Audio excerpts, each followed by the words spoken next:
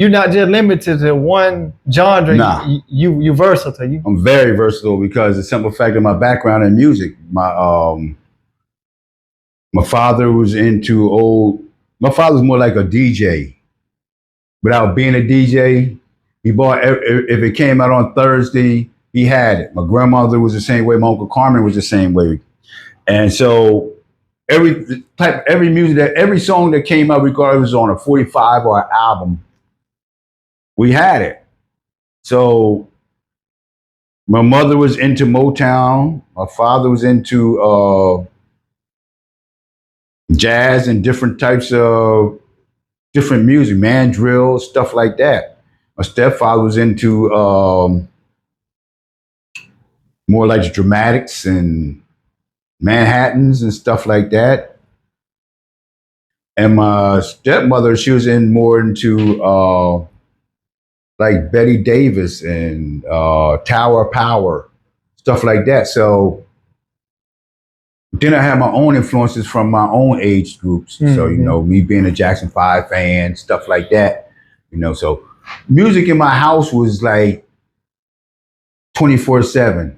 Mm-hmm. Or even in my next door neighbors, it was 24/7. So growing up like on Townsend Street, Saturday morning, you used to hear Miss Dot Porter's playing. You hear Stevie Wonder wake you up in the morning screaming, early in the morning. She's cleaning up. So we heard these things coming out of the Natural High, stuff like that. We heard that coming out of the projects. Mm-hmm. So living in the projects gave you pretty much, that was hip hop for me. Mm-hmm. Because hip hop started out in the early 70s. So it started out, they say Sire 72. And everybody classified as New York as the home of hip hop. I don't. It was too much going on during that time period just to give it to New York. Everybody had played their different position, but nobody never really knew how the umbrella really came in the form of hip hop. It just came. But I give them that credit because without them putting that out there, they had broadcasting, they had everything. We didn't have the radio stations like that. We had WMPH, mm-hmm. which was extremely crucial to hip hop. It was a high school radio station, Mount Pleasant High School radio station. People used to come from Chester and Philly just to go across the line just to see if their song was played. Mm-hmm.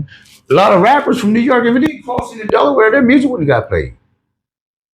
But you told me about your favorite MC. Who's some of your favorite producers? Premier is my number one producer. I'm a huge Premier fan. Oh, I like Sky Zoo too. That's my man. He's coming here in Athens. Twalil.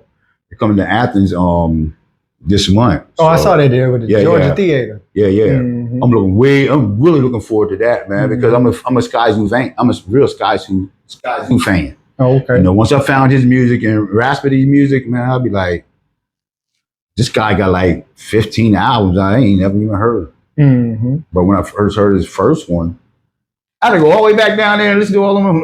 Mm-hmm. That's how hip hop is. You never know this guy or this lady is underground until they come above ground. Then once they come above ground, you gotta go all the way back there. They got 8, 9 albums. Mm-hmm. But that's how it works.